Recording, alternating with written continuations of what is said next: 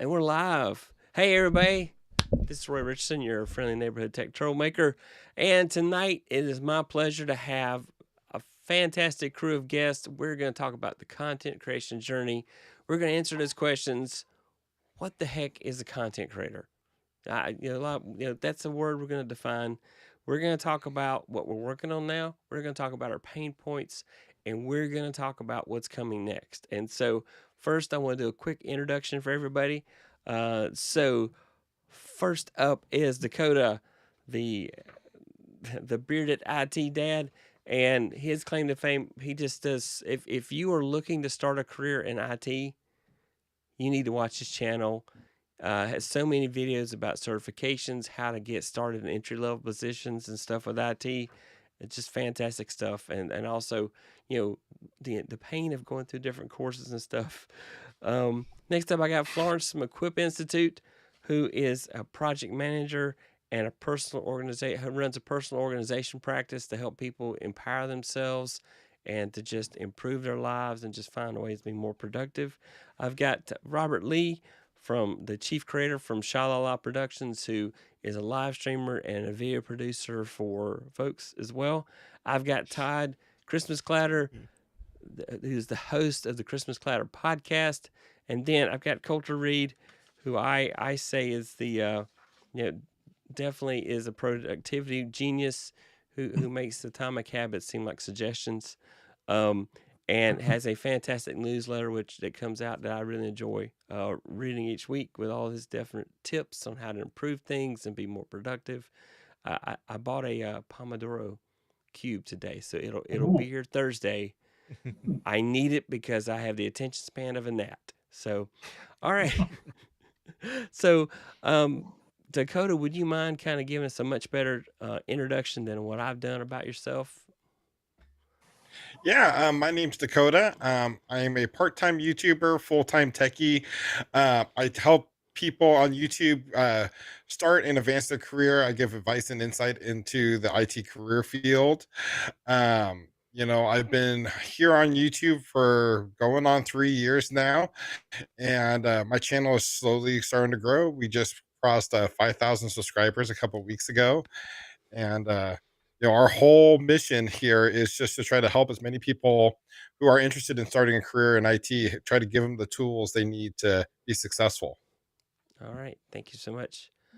Florence, give us the crash course on all things Florence. Crash course. I'm a brand new baby YouTuber. This week will be 6 weeks where I have been going live. So I call myself a baby. I am really excited and passionate about productivity and organization, especially using fantastic systems. I'm going to do a little fanboy because Colter, I watched you years ago on the Learn OmniFocus show when I was going through my Oh, OmniFocus learning journey.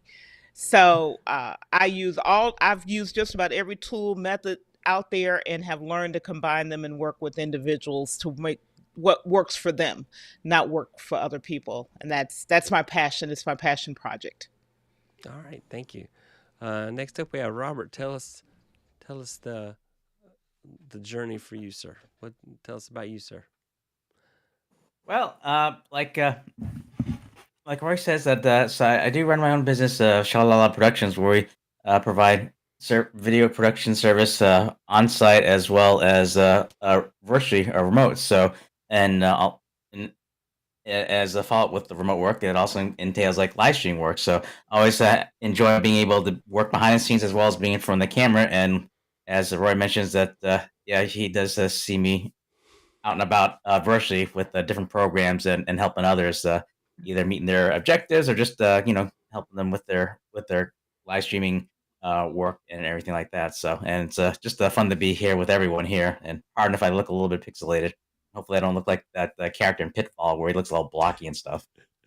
We'll all wish you extra bandwidth. So there you go. All right, appreciate it. Todd, tell us about yourself, sir. Oh, well, I host Christmas Clatter podcast. I started that about 3 years ago, moved it to YouTube uh, about 2 years ago, and start live streaming the episodes here earlier this year in the summertime. And we're just the little corner of the internet that keeps Christmas hope and Christmas joy, 365. And anytime someone needs a little Christmas now, they know where to find it. So. All right. Thanks, sir. And Colter. Hi, yeah, I'm Colter Reed. I'm a software engineer by day, and then full-time father and husband. And somehow I find time to create content, tease, um, to just help people get the day-to-day out of the way, so that they can stop chasing the dream and start actually living the dream.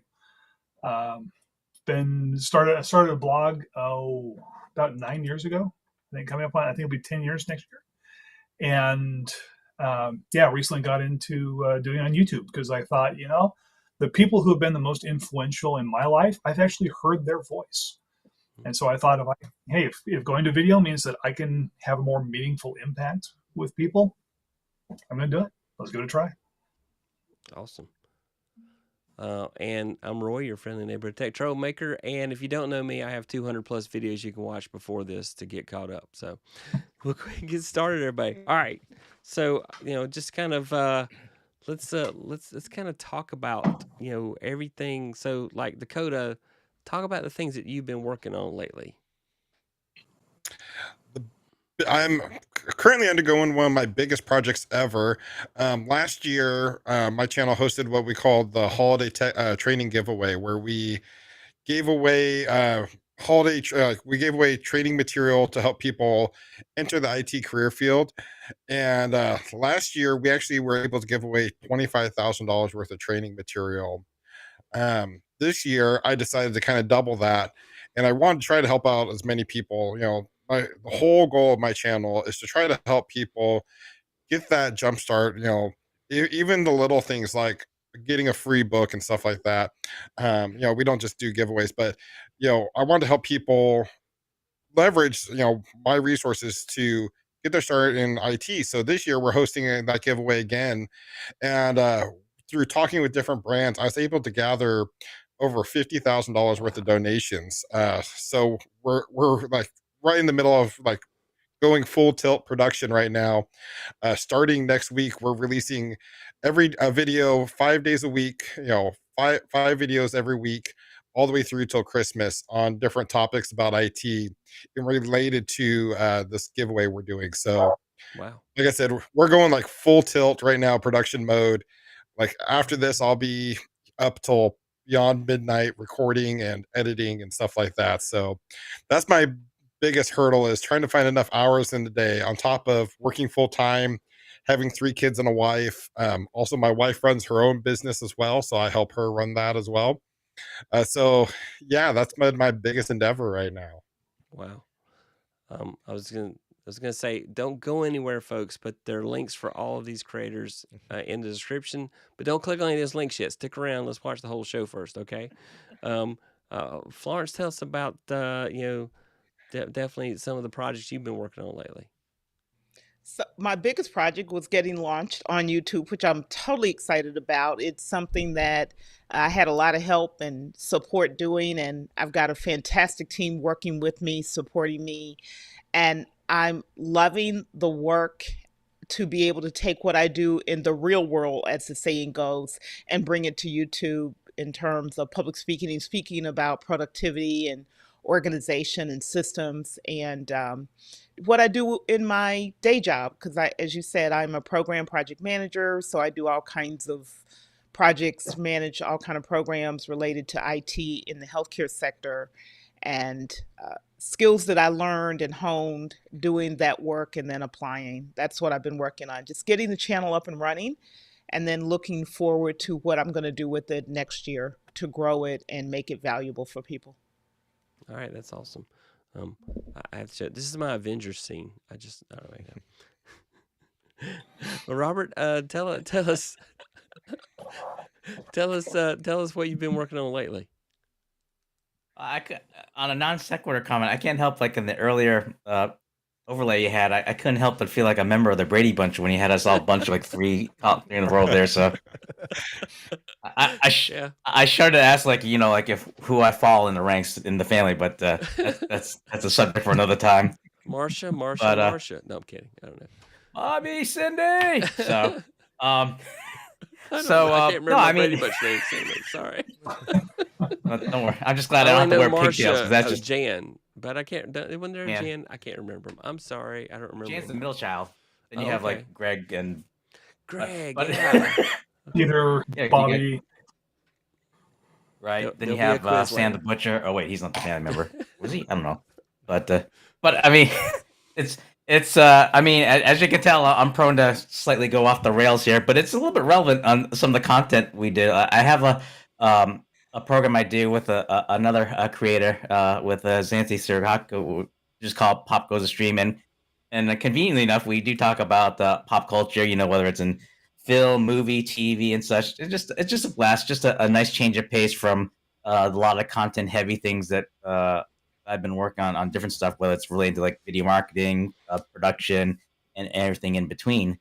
And so it's always a joy to be able to work on things creatively, as well as trying to come up with different content to share or help others with their challenges, whether it's work behind the scenes with video production or just questions as just the best way to have their videos being seen, whether it's how it's being distributed or how it's being appeared online and such. So it's always like a constant juggling in terms of just what type of hat to be wearing in terms of helping each other out, or helping others out, or helping clients out and such.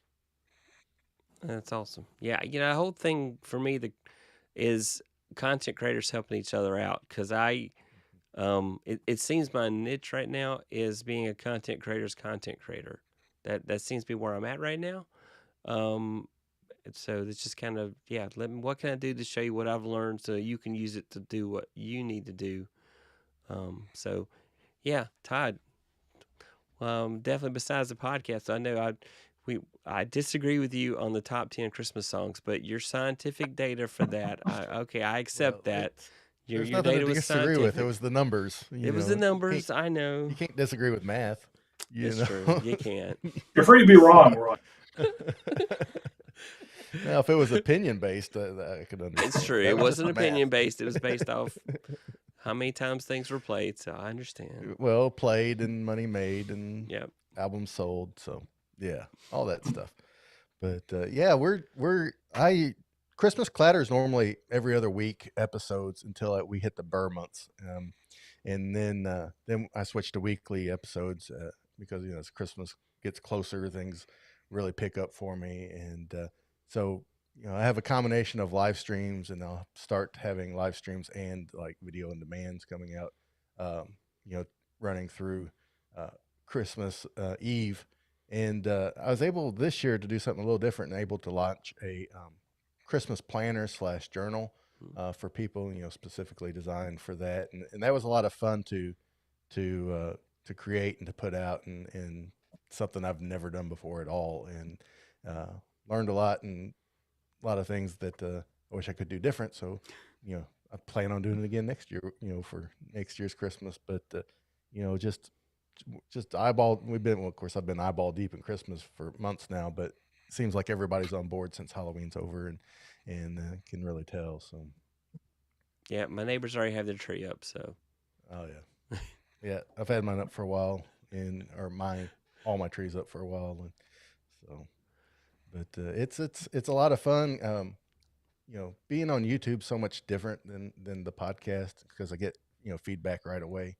Especially in live stream episodes, and I've enjoyed that so much more than just a basic podcast episode where it just the any reaction just kind of trickles in, and so yeah, it's been a lot of fun. Kind of doing the same things. We'll be touching on some Christmas movies. You're going to be on an episode here real soon, and to discuss things, and an episode I'm real excited for coming up the Wednesday after Thanksgiving. Film critic for The Wrap, Alonzo Duralde, is joining me to talk about the must-see black and white Christmas movies. And so, if you're into old movies, then definitely tune in for that episode. You have to go see my Vlogmas series from last Christmas, where I tell you my opinion of the 10 best Christmas movies. So anyway, but I won't give away any of the secrets on that one. So. All right. And then Colter, definitely, I definitely knows. I don't know if you've ramped up production on the newsletter, but I'm noticing it more, and I'm definitely making sure I read it every time. So just really love your newsletter. But what else you got going on? Excellent. Well, thank you for reading it. I just want to point out, Todd, I do have the Christmas garland draped over the bookshelf back there. I saw So, that. I saw that. the agreement with the wife is that we have to get past Halloween. But once Halloween's out of the way, then I can start putting the garland up. Yes. And the day after Christmas, the trees go up. So, or the day after, sorry, I'll wait that long. No, after Thanksgiving. Yeah. We wait till Thanksgiving, and then the tree goes up. So, next Friday, it's coming out. So, what am I working on? I'm working on coloring this page in. Okay, this is 100 squares. Red is live videos. Green is like normal edited videos. Blue is shorts. Just working on getting those first 100 videos out of the way. And yeah, it's a journey. I had the cadence for the blog down. I knew how to pace myself. I knew what the schedule was for getting things done. And every week, like clockwork, new blog post went up. And yeah, video is a completely different beast. For one thing, video is completely editing video is a lot tougher than just editing words. I can jot down notes on a text file, flesh out the outline. It's a completely different workflow for doing video. And so I'm just learning that, working on that now. Cool. Very cool. I was gonna say let's kind of shout out here. We've got a ton of people out here. I was gonna say, Colter, I forgot to tell you another claim to fame is that you were on my 13 Days of Christmas video last year. So definitely his singing and dancing ability was well appreciated for that video. So thank you. Let's see. All right. So back out. I'm always starting at the beginning. So some of you guys are like, wait, I mentioned that comment like 20 minutes ago. But anyway, everybody's excited to be on the show. Walter Strong in the house. Good evening, everyone in chat. Colter saying hi. Good evening to all the creators on the panel. A special hello to Roy and my dear sister Florence. Awesome. Sha La La Productions. Hey everyone. Todd, Christmas Clatter. I am Joshua. Good evening, creators. Big Bald Azure guy. Good evening, y'all. Awesome. Saying hi back to Roy. Hi, and to the awesome guest panel, Frank Jackson. New here. I haven't seen you before. Welcome. Or if I've missed you and you've been here, I apologize. Kuroku Bushi. Hopefully I got that name right. I'm sorry. Let's see. Enjoy y'all. Thank you for the content and work you do to help us. Mommy Guide. Saying hi to others. Super awesome. Dakota. Howdy. Same with Top Tournament. Always very inspiring. It's great to hear about others' journey and learn from each other. Yep, definitely agree. Mommy Guide Inc. Deb. Colter shouting out to Mommy Guide. Todd, hope we can have you on finally for this Vlogmas. Totally agree. Yep. Had Don out there. More Mommy. Yep. Excellent day. I saw you out there last week. Thanks for coming back again. Todd, absolutely Mommy Guide. Don, all right. Hello, everyone. Yeah, so anyway, great. Lots of shout-outs there. So, again, see, I like the Avengers, but anyway, no, we'll get away from that one. So, all right. So, kind of, one of the things that, what kind of pain points are you guys, what kind of pain points kind of hit you during your kind of creation journey that, the stuff you're trying to create? We'll just kind of start with the coda there. Kind of tell us what kind of, pain points you run into. Colter mentioned that trying to videos a different animal, what kind of stuff do you run into trying to maintain your content stream and being consistent, that type of thing? Yeah. Other than right now when we're doing our holiday giveaway, I try to at least do a recorded video and a live stream every week. And it's just finding enough time to be consistent. Like you said, video is a whole different animal. Taking the time to record, create your script, research your topic, edit your video, and upload it, and then a lot of people don't realize, if your work doesn't end as soon as you publish the video. There's work to be done to keep that video going after you hit publish on YouTube. There is it takes a lot of work for each video. So finding enough hours in the day, and a real pain point I had early on was dealing with burnout. I burnt out quick, so Yeah, definitely can relate to that. Even did an episode about it last night because in April I was burnt out. So, yeah, definitely that. Florence, how about you? What's the creator's challenge that you've gone through? Learning to scale back what I have to share right now. There's so much that I want to share and that I have to share. Learning to distill it down and look to put more out or put it out more frequently so that I get it out and share with people.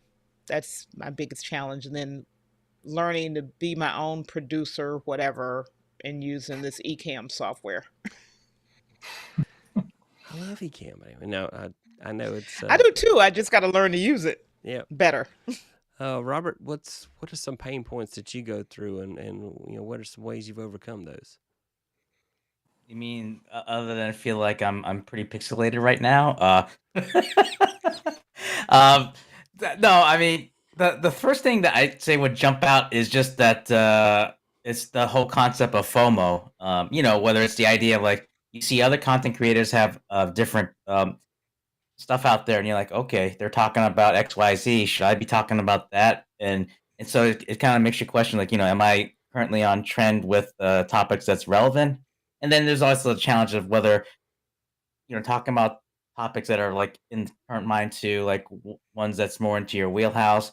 And so there's a lot of constant adjusting as to like uh, trying to be focused of not being distracted of like what others are doing, but also cognizant as to like what are the current topics people talking about. So it's that challenge of whether to avoid FOMO, but also recognizing like what topics people talk about to adjust as to what stuff you put out for others to listen or talk about. So um, that's always been I would say that would shoot up to the top, number one in the bullet as a challenge right there. Yeah, definitely there. Todd, how about you, sir? What are your biggest pain points that you fight with? Mine's just to govern back because I have so many different interests.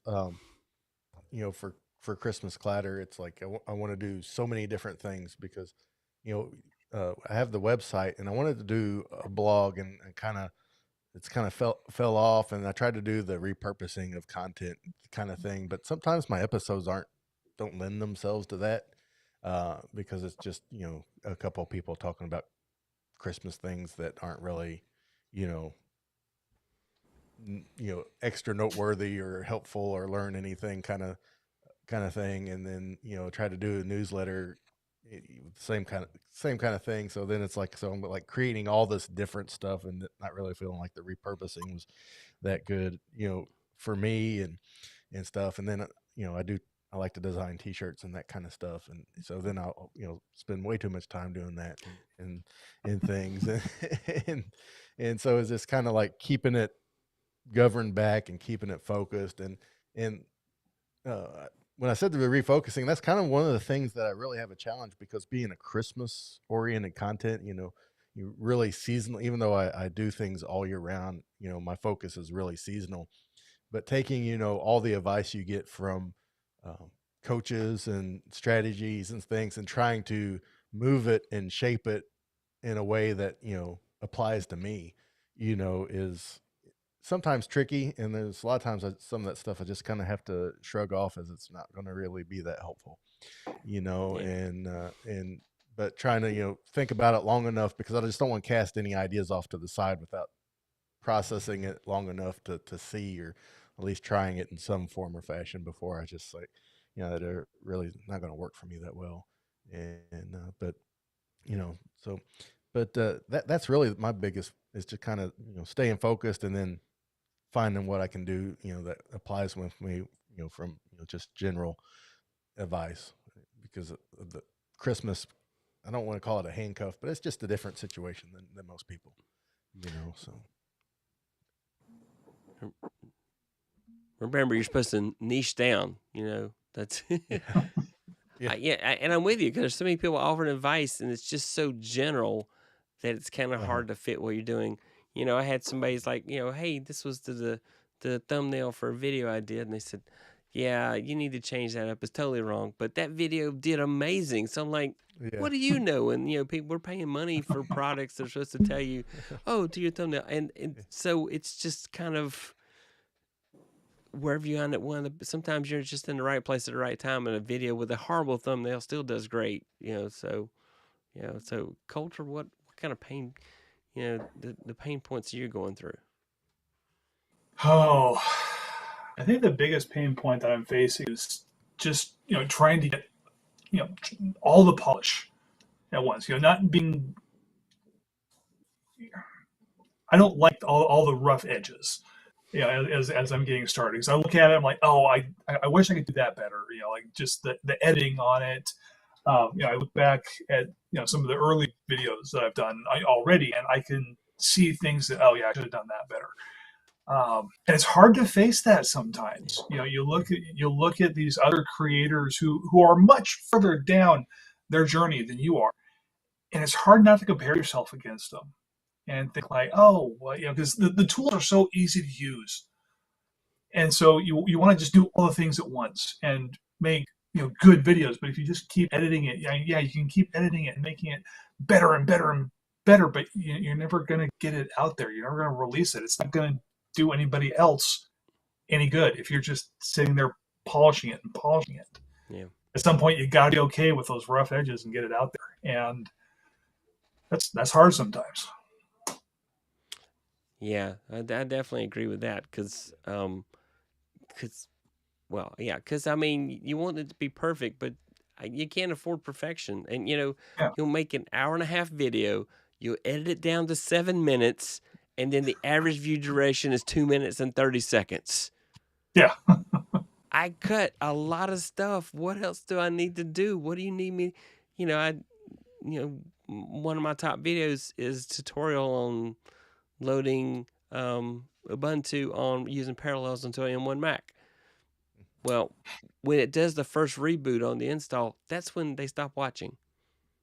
Okay, I've got to reboot it, and I even have that sped up. So I'm like, you don't even have to watch that, but maybe they don't like the way I sped it up.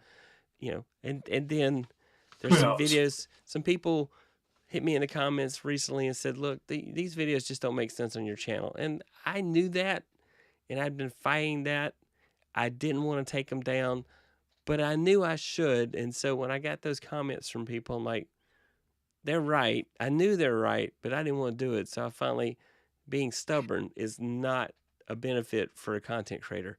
You have to figure out a way to let go of things. It's just like, man, I love this moment in the video, but like nobody's going to watch it. I'm going to be laughing at it every time I see it, but nobody's going to watch it. And so it's just so frustrating going through that. And then the other part that I'm having that's a pain point for me is that my tutorial videos and my live streams have nothing to do with each other. Do I spin those off to another channel? I don't want to, because they're getting the channel views and they're getting the channel subscribers. The live streams, is the thing that I have the most fun doing. And so I'm like, I wouldn't do that. I would consider your live streams a podcast is what I would do. Well, and they do get turned into podcasts. So that is what happens. So yeah, they get turned into podcasts. So I take my live streams and turn them into podcasts and try to edit out all the parts that are very visual. Like, look here. I always try to take those moments in the video where I'm saying, look here on the screen.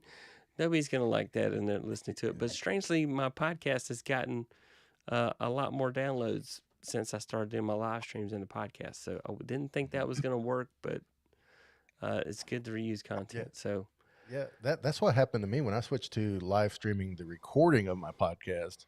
I thought maybe there'd be people that would tune in, but then wouldn't download the podcast. But I actually found that it's both are doing very well, and I had that same problem early on, because before I start live streaming my episodes, I would just record the video and then upload a video podcast that wasn't live to YouTube, and then they have like a reaction videos and some unboxings and some reviews and stuff. So it's like this stuff doesn't flow at all together. But then I just kind of like, oh well, I just kind of, it kind of does, because it's all the same thing. And then, I just playlist all my live streams as podcast episodes, and let it roll until YouTube gets that podcast tab figured out on what they're exactly going to do. And then that should kind of fix everything else. And one of the pieces of advice I got early on from a mentor of mine was when I was just doing the podcast. He's like, would you do this podcast if 0 people listened? And I was like, well, why? And he's like, because if you're not going to do it if 0 people listen, then you shouldn't be doing it. And so that's kind of the attitude I take with YouTube too, and things. And it's hard because it's hard because you put all this blood, sweat, and tears, and sometimes things just, like a lead balloon. But then I just kind of have to refocus. And it's like, well, I like that thumbnail, so I'll just use that one. If it works, it works. If it doesn't, people are missing out. So Yeah. But, Are you ever afraid to let go of the thumbnail and go put another one out? I usually don't find time to make a second one, to tell you the truth. Once I post it, it's on its own. It's like a balloon that you let go. It just kind of goes off, and I don't go back and revisit it. So I probably should tighten all that stuff up a lot, but it's just kind of, especially this time of year, once things are up and out, I gotta get on to the next thing. Yeah. Through the rest of the year, when I'm only putting out an episode every other week, that might be a good time to go back and button some stuff up. But this time of year, it's just kind of like, it just has to be what it is, because the days get away too quick, and before you know it, Christmas is here and gone, and I got to start all over again. So. Yeah, Danny, the rest of you go swap out your thumbnails and your titles and descriptions. If you go watch that first 48 hours to see what happens, I do. Does anybody else? Absolutely. Yeah. Can you walk us through that, Dakota? Absolutely. Like the term feeding of a launched video? I think So Dakota I typically wait yeah. longer than 48 hours.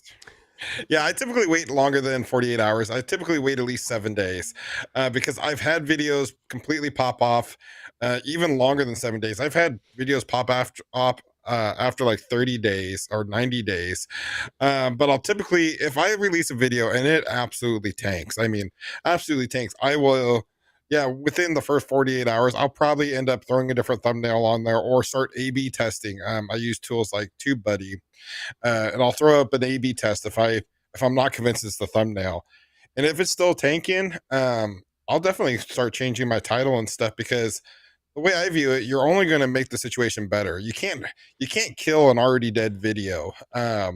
So I view it as an opportunity to experiment with things like that. I have videos that I released over a year ago that have are tanked. They were just, something about that video wasn't on point, and so I'll go back and throw a brand new thumbnail or title on it and just sit back and watch it and see, okay, is it starting to pick up? Okay, maybe that was my problem.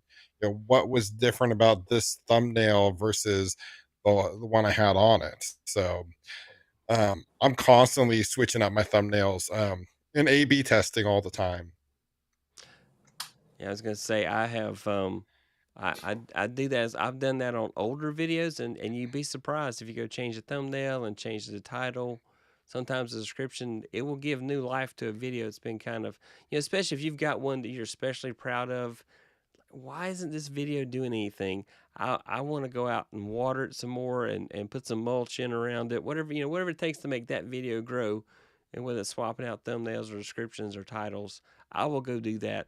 And just like you said, if it's a dead video, I wish I'd heard. I'm gonna roll back, and that's gonna be my quote of the day somewhere. That statement you said about dead videos, and so. But yeah, you're not gonna hurt it. Yeah. Yeah. You're not gonna kill an already dead video. Absolutely.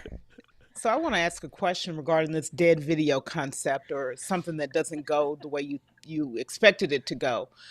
Well, how much more investment in marketing that video are you putting in? Where else are you promoting it? For me, it really depends. When I release a video, I hit all my social media platforms immediately. As soon as a video drops, I'm releasing information. If it's a video that I put a lot of work in and a lot of I felt like, man, this should have been a banger of a video. Why is it just falling on its face? I'll sometimes go back around and repost it on my links to it on my social media platforms with maybe a different description. Um, and if it's really a video that like, this video I know would be successful if people just found it. When I'm creating my future content, I'll keep that in mind. And at my end screen, as I'm doing my recap or my handoff to, like, every video I create now, I try to hand off to the next video or to the next, hand off the viewing session to another video. I try to create those viral viewing sessions. So if I have a video that I know didn't do good, but it would be a good video, I'll try to segue into that video at my end screen and link to it on my end screen to try to breathe new life into it. And that way it brings fresh data into the video. Some of my more loyal subscribers who are watching till the end of the video, they're clicking on that next video, and that's giving YouTube more data to say, these people actually watched this video. This is how long they watched it. Yeah, maybe we should suggest it to some more people. So that's kind of what I do. It's kind of like a 3-step method. I'll mess with my thumbnails. If it's a really important video, I'll rebroadcast it out like to my different social media platforms. And if it's really, really important to me, as the last ditch effort, I'll include it into one of my end screens. And after that point, it's the phrase of, I hate to say it, but it's like you can't beat a dead horse. It's, if you've done everything you can do, it's just time to learn from the mistakes you made and move on to the next project. Yeah, definitely agree with that. Yeah. And YouTube's getting ready, is slowly ramping up to make a bigger deal about playlists. So right now where you might put hashtags at the top of your description, YouTube is putting the playlist that video is in there in hopes that people will click on that playlist and just start watching videos in a playlist so they can keep the engagement, keep people going. Today, Doc Rock, so I was on Doc Rock's stream. I wasn't a guest, but I was watching his stream, and one of the things he was experimenting with was doing an immediate redirect to another video right after a premiere. So he did a premiere, and then you can do a redirect out of that premiere. I didn't even know that was an option. It's been there, but I didn't know about it, and have it automatically redirect to another video, and it'll pop up for a moment, like 5 seconds after the premiere happens, and say, hey, do you want to play this video next? And take them right in. And so his thought process, and because I've been experimenting with doing away with countdowns. I didn't have a countdown tonight. We don't do countdowns anymore. They're out. Nobody wants to see, well, most people don't want to see 90 minutes of a countdown before the video starts. They want to get what they're there for and be done. So anyway, he's experimenting with doing a premiere and then having a follow-up video that matches similar to the topic that kind of continues that discussion. So I'm going to play around with that and see how that works. And the thought was maybe I'll do a short premiere video and then have it redirect to my live stream.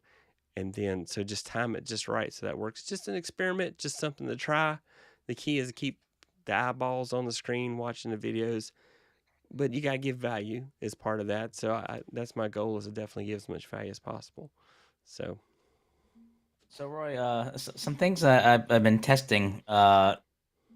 It's a lot of times I look at it as just as whenever you put out a video, whether it's live streaming or something that's produced, is being conscious as to like who your audience is and where it's being seen. Sometimes that kind of helps with the strategy, is like, well, how can I get more eyeballs with it, or what the purpose is. I know, like, what I've been doing, at least with my current program, with the thumbnail, what I try to do is try to like match it up, like the color schemes with the wallpaper, so that way it's a little bit of consistency, not just only look, but also kind of like maybe like subliminally help them kind of remember like what the subject's about. So like if we did for this month's episode that's going out next Monday, we're doing live. It's about like about holidays films, just like why one's more popular than the other, and so like the background of thumbnails kind of like not quite orange, but yellowish, kind of like fall themes. And then with the wallpaper in the video, it has that kind of a theme. So that way, it just kind of helps them kind of remember what they saw in the thumbnail to what they see in the video, and like little things like that that try to help will stick out. And then I try to look at like, well, how am I pushing out the video? We do use like social media to promote the videos with YouTube itself now with the community board, which is pretty cool. We have our Facebook page. I know, like I like to do is I try to like leverage my email newsletter, or even like on the website where we archive the videos. So that way, it's another way of not so much repurposing, but just another way of just for people to have access to see the videos. Because as weird as this sound, sometimes I try to look at like, maybe there may be people that don't have a YouTube account or have access to it, and like, what are other ways I can make it easier for people to watch the video, and then just try to like have something in place that people can look at. So I'm always constantly kind of tinkering with different ideas or different thoughts. It's not only so much how I can get it out there, but just what if I was the end user to make it easier for them to view it and consume it, and just make sure I keep them in mind so that they're engaged, so that they have a vested interest to check it out. Yeah, that's some good ideas. Yeah. I try to match my wallpaper too. So this is, I was trying to match my wallpaper. Nice. My color is cosmic blue, so that's the one I go with. So anyway, Help him. Help him. I've got pumpkin orange. I'm not any much better there, Florence. Well, I was gonna say, Florence, you're practically wearing the same color cosmic blue there. So I'm like, thank you for supporting my channel. My sweater matches the rafters. I mean,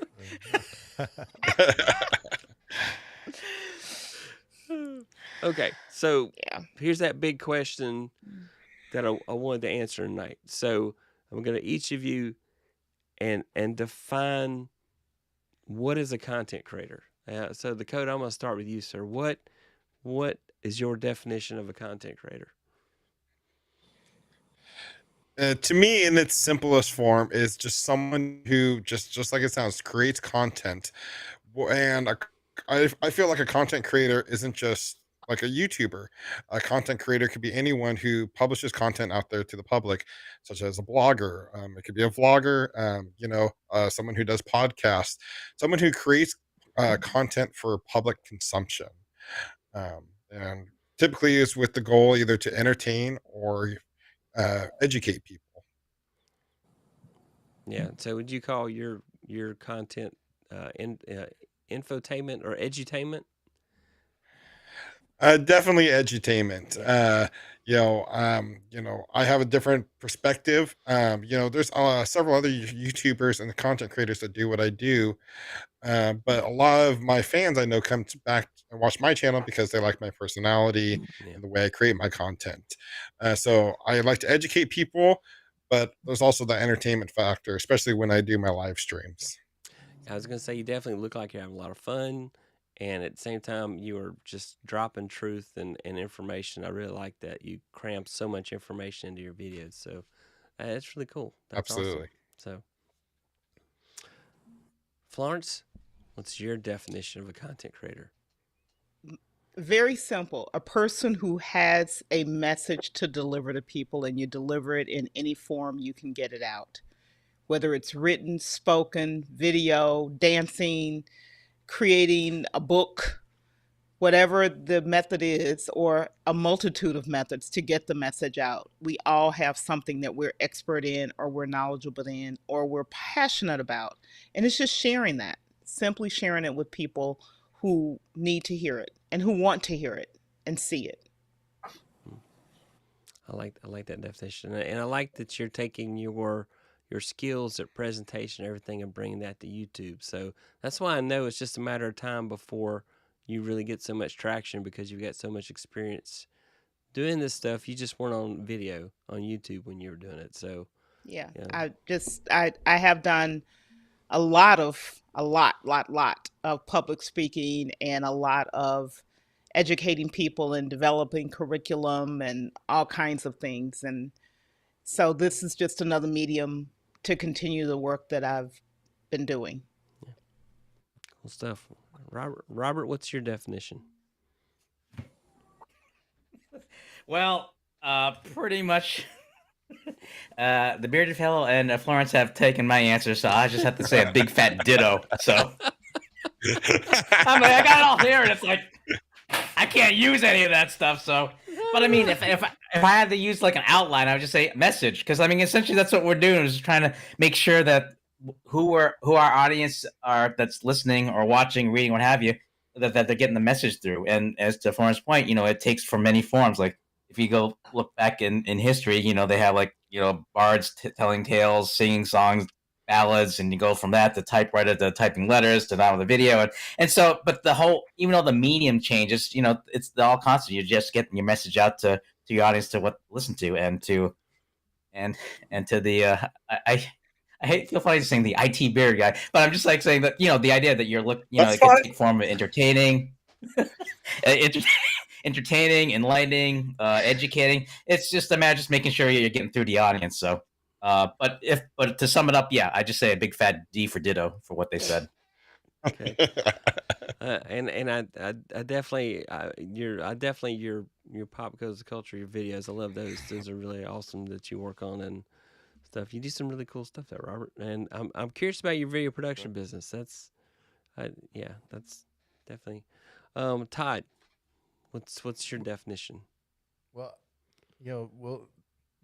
this day and age, I would say just about anybody, especially if you're on social media, because when you scroll through, Facebook, Instagram, or Twitter and see all those posts, those are just basically mini blogs, of people's lives and things. So it's really just anybody that's putting anything out there for other people to read or to look at or to watch or, to enjoy. And, just other people take it, to the next level with, videos or podcasts or what have you. But really it's just, anybody that's putting anything, even if it's, your, pumpkin pie recipe you made this year or whatever it is, it's most people are content creators, whether they realize it or not. And some just, try to do it for a living. Others do it for a living, and some just do it for fun. So I hate when things act out. Oh, okay. I'm trying to get my computer act right. Sorry. Hey, that's good times there. No, I definitely agree. Hang on. All right, come back wherever you are. All right. Colter, how about you, sir? What's your definition of a content creator? A content creator is a problem solver. People out there have problems. They don't know how to get an IT degree. They need a little Christmas spirit. Their marriage is on the rocks. They have a new dog that they're trying to house train. They're looking for something that they can fix for dinner. A family of four under $5. They have problems. They're looking for answers, and we help them find those answers. I agree. Yeah, definitely, and that's definitely like think media. That's one of the things they answer specific questions. Mm-hmm. That's one of their suggestions. Answer specific questions, because people can do a search. Ask. And that's how a lot of people find my content, is by doing that. So yeah, definitely agree with that. So yeah, good stuff. Yeah, kind of my definition for content creator is basically, yeah, I was going to say ditto, because you guys have said a lot of that. But yeah, definitely, I think sharing passion and sharing knowledge and sharing, entertaining along the way, I think, is a content creation journey, whether it be a podcast or writing a book or a blog or a vlog or a YouTube channel or, whatever platform, even Twitter, even being on Twitter can be, content creator. I really think this, really journey, my hope is that anybody watching these videos will take that leap, if they haven't already, and go hit that record button or that go live button. And somebody out there said only content creators are the only ones with expensive equipment, and I respectfully disagree. no. If you got a cell phone, you can go live. You can go live on your cell phone. It doesn't take much. You can go live on your cell phone on YouTube, Instagram, Twitter, so many different platforms. And that's, if you have a message that people want to watch and listen to and respond to, I think that's what content creation is all about. So let's see, we got a bunch of people out there. I want to go see. Let's go hit up these people here. Let's see. Oh, these people out here. Dr. Elo's in the house. Yeah. All right. Let's see. Solo Q Legends. Shout out. Yep. CQ Legends. So I haven't seen you before. Welcome to the channel. Sha La La Productions, smiling back at everybody. Mommy got some. I'm supposed to be on vacation, but I still brought my gear to be able to go live consistently. I think it's also to keep our channel going. So yeah, Lala is traveling, and yet she is keeping her live streams going. So really cool. And inshallah saying thanks. Dr. Elo. Hey Doc. Mama God said hey, Doc, and then yep. Hey Shala, Mommy God. That's cool to redirect the people in the chat to the next video. Well, it's a manual thing. They still have to click the button to go. And no, I don't have it set up tonight. I just learned of the idea today, and I have some ideas on how I'm gonna try to accomplish that. So we'll see. Only people with gear in the $1,000 as a content creator. I disagree. You can, like I said. Yeah, my first year on YouTube, my camera was a iPhone XR or 10R, whatever, and camo app. So some of my best performing videos were filmed on a potato. It's just a crummy webcam. So now I've invested thousands of dollars into my gear, and my videos don't perform any better because of my gear. No. Yeah, I agree. Yep, edutainment. Yep. Dagan, there's another beard guy for you there. So Dagan, if you haven't watched Dagan's channel, BGG Grooming, so many grooming tips for the people with beards. Dagan saying hi to Mommy God, Sha La smiles. Yeah, some good looking beards on the screen. Yeah, we got some beard.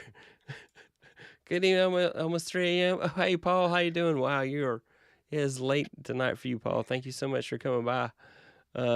That's dedication. Yeah, that's definitely dedication. Hello, Steve Worthy. Yeah, sorry, I'm just kidding. You guys need to watch replay. And hey, Steve. Yeah, so Steve Worthy definitely with Podcasters Live. Definitely great stuff there as well. So, so my next question is what's next? So we'll start with you, Dakota. What are you working on next? What's your plans for 2003? 2023. And 2003 is go uninstall 2003 and go install 2022. But anyway, my biggest plan is to try to stay consistent. I've had almost 2 years in a row where I kind of got burnt out and took a break, and the feasibility of this channel to me, my channel, is become more and more apparent. I just passed the milestone recently to become monetized. The channel starting to earn revenue, is starting to earn traction. I'm getting like 10 to 20 subscribers a day now. wow. This is really starting to pop off. One day I'd love to make this my full-time job. That's, I know, a far in the future, but my plan is to try to stay consistent, and I feel if I can stay consistent and continue to release content and grow my skills, one day this definitely will be able to become a full-time content creator. Yeah, good stuff. Are you doing anything with shorts? Yes, I'm striving to release a short a week. So a lot of it, I was trying to do repurposed content as shorts, but I found when I create content with shorts in mind, it performs 10 times better. Yeah, I can understand that. So, thank you, sir. Florence, what are your plans for what's next, and what's your plans for next year?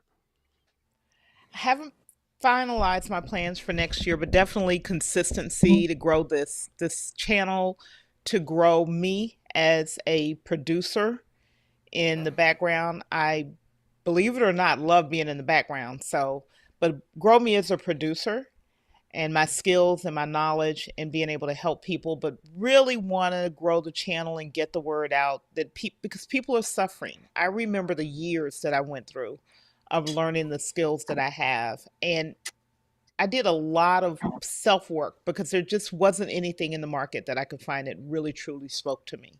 And I know there are other people out there like that. So my main work is to get the message out, to answer those questions for people like me when I started that aren't finding the answers today.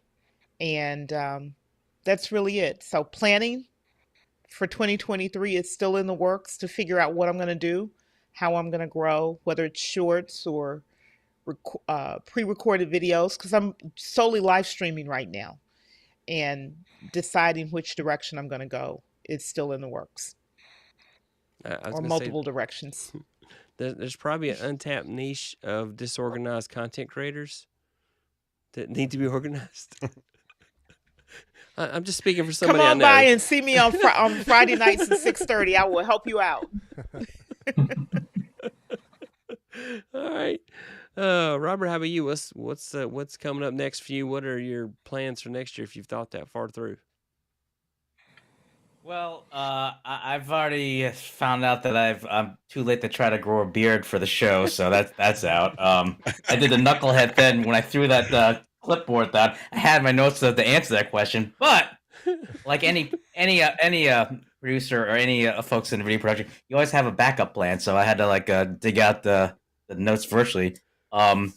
And I'm looking at it like, well, is that really the answer to the question? I'm like, well, so as I'm slightly stalling to answer your question, well, no, I think like earlier before, like I've always liked to tinker, whether it's either working on the craft, whether it's filming like on site or doing live streaming. So just to keep up with the testing and just continue to just be present in terms of helping others. And we do have I hate to sound like a shameless plug, but we do have a live streaming friend Facebook group, and I do my best to try to pop in and see if there's people that need help, and just continue using that place to be able to continue test streams, whether just making sure that the the video and audio is working and everything. And I last month, or wait a minute, is this November still? Yeah, a couple Barely. months ago, Yep. barely, yeah. I had just released and updated a ebook where it's the video production budgeting guideline, and it was aimed both for like the consumer and video professionals. But the new edition I just released was for the consumers that are just trying to figure out like how you would budget video production in terms like with the videos and editors. And so I just need to be a little bit better in terms of pushing that out. So so to make it even a long answer longer, but trying to shorten it, just constantly just tinkering and doing a better job of promoting some work that's done, and just trying to be present is the answer. Yeah, good stuff. Good stuff. Todd, how about you? Besides, well, we're in your busiest season right now, so what's Yeah. Well, I always take like the month of January and February off just to kind of regroup, and that's not that I don't do anything. That's like where I work on a lot of behind the scenes and admin stuff, and I have my website that I mentioned earlier when we were talking that I'm going to polish up and bring it all back into focus, because it kind of got neglected over the past year or so, and so I'm gonna work on that. I need to work on like my editing as far as like uh, to make the video more interesting when you edit it, and consistency, like everybody else said, because the first 6 months of this year I didn't release anything. I think like one video, and just had some some things going on, and so I missed half the year, and I don't want to do that again, and want to make sure that um, I have stuff out there, because things that I release March, April, May, June, July, they kind of sit there and they do really well, for me. But as soon as October hits, it's like those things get new life, And so I want to make sure I have as much of that stuff out there as possible, for Christmas 2023. So, those are kind of the things, I have planned and working on. Of course, I'm going to release my second planner and journal for Christmas, and also tossing around a couple ideas, maybe a children's book or maybe a Christmas cookie cookbook. I'm not sure which one of those would make the cut. So lots of things to consider, but I'm excited for it for sure. No, that's great stuff. Diversified, getting very diversified. So if YouTube's not doing well one day, then hey, you can sell the cookbooks and the children's books and the it's like I t-shirts. said, I like to do too many different things, So. Colter, how about you? What are your plans for coming up? So I've still got 64 squares on here that need to be filled in. And there's part of me that wants to say, like, okay, just as quick as I can, just get those filled in. But I don't know if I want to do them as fast as I can, or if I want to, part of that part of that first 100 videos experience, I think, should probably be figuring out, okay, what is the sustainable cadence, so that I don't, rush through these next 64 videos and just burn myself out in the process. Yeah. So then I've got to take a break and recover. I was starting to get my stride and then broke the stride because life happens, and that's okay. But yeah, kind of the next milestone that I have is getting those first 100 videos done, and then I don't even remember what comes after that. I mean, the next 100 probably.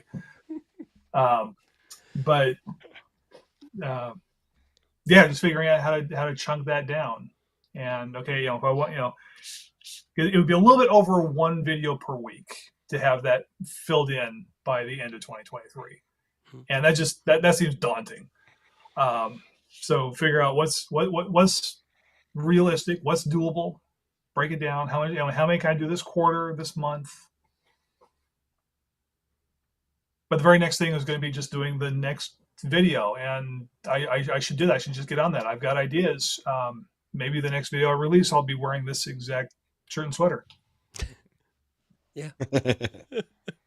It's all about colors, obviously. So yeah, get it all blend in, wallpaper matched up, and everything. Yeah. Outfit. I might change the lights or something so I don't blend in the background quite so much, but pop a little bit more. Yeah, definitely. So my plan, before we went on, I mentioned my word for next year is intentionality. So I've already determined what my word is, because I have been very much, throwing paint at the wall to see what sticks, and that approach. And I haven't been doing video on demand stuff. I've been focused on the live streams because that's what I have the most fun doing. But I was going to say, Colter, you could just do a live stream every week. You just got to do the homework that you need to have the information ready, and you just hit live on a certain night at a certain time every week, and you'll get a video a week. And then once I start repurposing content, I could have a couple segments, extract a couple segments to VOD, a couple shorts out of that. I mean, I could be doing like 6 to 8 videos per week, no problem. Yeah. Let's do this. Absolutely. Plenty of time. The greatest thing about live content is you don't have to go back and edit it. I mean, you do it, you leave in all the ums and oopses, and it just goes out there. Live content is, for those starting out, it's a great way to start. I think it's the most nervous way to start, I think, for a lot of people, but it really is a great way to start. And yet it's also it's actually was the easiest way for me to start. And Colter, if I can get through a video where I cut muting myself, you can too. My first video, I think I muted myself 3 or 4 times and couldn't figure out what I was doing. So it'll be okay. It's just having a conversation with people. It's not that hard. We talk to people all the time. Yeah, that's true. I think one big thing to always remember also is when you're just starting out, your first videos, just know your first videos are going to be your worst, and you just got to get them out of the way. Nowhere to go but up. You're all exactly. Like I strive to be 1% better with every upload, every live stream, and you just gotta start messy. I think Media says that all the time. Yeah. I was gonna say they say that everybody has to make their first 100 bad videos. I've made my first 200 bad videos, so I'm ready.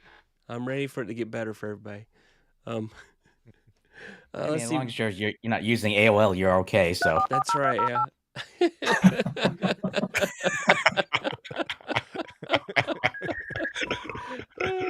damn it! I wonder why I was going so bad here. Jeez. Yeah. Let's see. Colter says, "Hey, Steve Worthy. My wife says this is a great conversation. I actually want to go create content. She's actually way more interesting than me, but she doesn't want to be a content creator. So, Steve Worthy says, hey, what's going on, Colter? Good to see you. James Hicks in the house. What's up, yo? Todd Richardson, me too. Hey, James. Congrats. Hey, Don, I'm sure you'd be a great creator if you do plunge into it and join us. What software do you folks use for the creation? So I wanted to answer Solo Q's questions because he's had several. One, first of all, you can use your cell phone. There's a cool app for iPhone. I think it may be available for Android. Somebody have to check me here. Called CapCut. That is mostly free. That does a good job editing videos on your phone. So there you go. You just need a tripod and mount your camera on the tripod. You can get cheap tripods, $15 US, and put your phone on it, turn it on, get in front of it, and start recording. And then take CapCut and cut it down, and then post it wherever you want. Right there. Yep. See, let's here we go. There we go. Better zoom in there. Oh yeah, there we go. Dakota, I got you more focused now. I don't know if it's going to focus. Yeah, I don't know if it's going to focus on there, but it's free to install. I can tell you that. Yeah. I haven't seen anything asking for money yet, but it can't possibly be free because nothing is anymore. I think there's a watermark on it. Yeah, so that's it. I'm sure. If you're on a PC or Mac, DaVinci Resolve, the free version will get you 99.9% of the way. And when you get where you think you're just that amazing, you can buy you can go ahead and upgrade to the full version. And once you pay for it, you own it. It's not a subscription. So there's that. DaVinci Resolve to edit on PC and Mac. You can on a Mac edit with iMovie. It's not the happiest of fun times, but it will work. It will do. My first couple of videos were edited in iMovie. Yeah. So did you fill up your hard drive? That's the problem I had. I filled up my hard drive every time, so I had to move on to something else. So when I first started, I used HitFilm Pro. It was free to download, and it was very much like Premiere Pro, which is what I ended up transitioning to. So yeah, that's all good stuff. But you can start for next to nothing. You absolutely can. I started off with a C920. I had a Blue Yeti mic. Don't make fun of me. Blue Yeti mic. That actually, I think the Blue Yeti is a great mic. And then I started off with a cheap ring light. If you can get the audio straight, people will put up with bad video to a point. So make sure your audio is the best you can make it. There are mics that can go plug in and go to, and you get a lightning adapter and a TSSR cable and lightning adapter and go into the bottom of your iPhone. Android, I had a Samsung and an adapter goes to USB-C, and I use a mic with that. So it works. You can do that. There's mics like $20 US that you can buy that are awesome. What else? So Lala saying, hey, James and Solo Q Legends. Solo Q Legends most is recorded on iPhone, edited in Final Cut Pro. My wife says hi, Lala, and how this isn't me says hi. Welcome. I haven't met you before, but welcome to the channel. Bearded I.T is saying hi to this isn't me. I'll be right back. Plan for 23. Yes, absolutely agree. You should be already be in the plans for us. So if you are a Notion fan, that might be a way to go about. Let me get where I'm not putting comments on top of your faces, guys. I'm so sorry. Anyway, Namomar Vlogs. Okay, welcome. Goldfish Adventures. Hello, host, co-host, everyone. Good morning. Watching from Muscat. Oh, wow. Okay. Mommy Lala saying hi to Mommy. Yep. Goldfish Adventures. Productions. IP Config. Is that the famous Bearded I.T dad? Yeah. Hi, Goldfish Adventures. Hi, IP Config. So many people don't know. So, hey, thanks everybody for coming. Hello, IP Config. Yeah, it's like no place like home. I always like those shirts anyway. What do you guys feel are pros and cons between the different live services? So, if you're a Mac user, my personal opinion is while it costs money, it's a subscription. Ecamm Live is absolutely the best you can buy. If you start with OBS, absolutely OBS will do 99% of everything you want to do. It's free. It works on Windows, and they finally got it working properly on M1 Mac and M2 Mac. So OBS is fun to use on Mac again. It was there kind of crappy there for a bit, but they fixed that. So OBS is free. It's open source. If you want to stream from your computer, a Mac or PC, OBS is the way everybody starts. Everybody starts with OBS. And there's still people years and years later are still using OBS because there are so many plugins and things to help it. So that would be what you can do. Been using the old GoPro 3. Yep.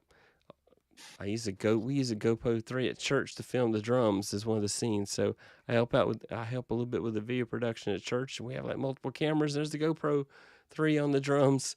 So we get that in the scene there. Yeah. Let's release it, Colter. Yep. Just got to start. Absolutely true, BGG Grumman. Yep. My first videos are horrible compared to now. Somebody great. Filmora. Love Audio Productions says Filmora X works well as editing software. I haven't used Filmora, but I've heard it's good. I've been using Clipchamp, and it's free and pretty easy to use. You also have used Filmora, but it started putting watermarks. Yeah, that's what I'd read somewhere. Filmora is doing that. So, for my location, make 2 or 3 shorts daily, and it's giving me about 400 subscribers a month. And then I big and big. What webcam are you using, Colter? It looks crisp. So what? So this is the Sony ZV-E10 with a Sigma 16mm lens, and so yeah, this is like a $1,200 webcam. It is completely overkill. It looks great, doesn't it? It looks crisp. It looks good. I was admiring that myself. Yeah. So that's what I have. The ZV-10, and I have a 16mm Sigma lens. So I got a really good deal when I bought these. So yeah, this was awesome. I do love these. Yeah, but don't wait until you've got the $1,200 webcam to start making content. You know, just grab your phone. Yep. Grab your phone. Start doing stuff. Your phone is amazing. Yes. Yeah, and Apple just keeps making them better and better, and Samsung keeps making them better and better, and Google keeps coming out with better pixels. So yeah. All right. Well, what are your final thoughts, guys? We'll go around, let everybody kind of have a final thought, but I just want to tell everybody thank you so much for being on the show tonight. So much good information was shared, and definitely I love hearing about everybody's experiences, and it sounds like a lot of the folks in chat feel the same way. So Dakota, you got any last thoughts before we send out? My biggest advice to anyone looking to start is just to start. Take that leap of faith. Start messy. No, it's going to suck in the beginning. No, growth isn't going to happen overnight, but just start. And that's the biggest advice I can tell anyone out there. Yeah. And Florence? I would just say be willing to grow wings on the way down. That's really it. Be willing and find a group, a community that believes in you, sometimes more than you believe in yourself, and lean on their belief until you get your own. Yeah. Awesome. Yeah. Robert? Yes. Oh, sorry. Couldn't help it. It was great having you on here, Robert. Hey, I did what I can. Hey, good night, girls. No, I think with anything, it's always a challenge. I mean, in terms of how you stand out and how you get going. But I think it's just a matter of we talk about focus as a best way of just trying to figure out what it is that you want to create, and then from there you'll be able to define who your audience is, whether it's maybe find the community that you want to be with, that could help you to either grow or just help you with your creation process. But it just all starts about just taking the time to sort things out as to how you want to prepare and know what your objectives and goals are. Whether it's content creation or when you're producing a video, whether it's on site or even live. So it's just a matter of just taking that breath and then just kind of like think it through and then act. That's all. All right. Todd? I just say, make the YouTube channel or the podcast or whatever you're doing that the one that you want to watch, the one you want to listen to, that really keeps, fuel in the fire if it's, something that you're real passionate about, something that you're really interested in, because, a lot of people just pick things because, they think that, it's going to generate revenue or things like that, but they never last. So just make sure that you are making the content that you enjoy and that you wish, if there's something out there that you're thinking, I wish somebody would make this or that, then that person's probably you, and just go do it, and be scrappy about it, and just get it done. Yeah, definitely agree with that. Colter, how about you? To bring it full circle a little bit, a content creator is someone who creates content. If you want to be a content creator, just start. That's it. I mean, maybe it's not starting with video. Maybe you just start tweeting, put pictures up on Instagram. But start a blog. Find a way that figure out who you want to help answer what kind of questions, and then find a way to start putting answers out there for them. They'll find it. They'll find you. Start where you are. Yep, definitely. But get going. Get going, definitely. Yeah, just hit that go live button on your phone. Just do it. Consistency and quality are the two things that will get people to watch your videos. Those absolutely are. It's a value proposition. What are you giving people in exchange for the time? They could be watching a football game right now. They could be watching TikTok videos, and here they are, like you guys, generous with your time. You're watching us on YouTube, and just thank you so much. I'm just so grateful to everybody that watches these videos and is in the chat, and just thank you. And what can we do to make the most of your time here? What do you want to know? That's the kind of thing. And on my channel each week, I try to share content about content creation, what you can do to level up your game. Hey, here's the latest thing YouTube's doing now, and here's how to use that. And then once a month, I do, just like you see tonight, a creators hangout where I get a group of creators together and we just talk about content creation and what's involved. And so that is our show tonight. Thank you, everybody. Thank you guys so much for coming on the show. I really do appreciate you taking the time. I know I've kept most of us out past our bedtimes, except for you, Colter. You're good. I need to go eat dinner though. You do need to go eat dinner. So I was gonna say same here. It's only 7 p.m. here. Okay. So, thank you guys so much. I do appreciate it. And my call to action. Yeah, I'm supposed to tell you guys to go hit that subscribe button. So, thank you for everybody. Here you go. Hit that subscribe button, and we're out of here. Where'd my mouse go? Yeah.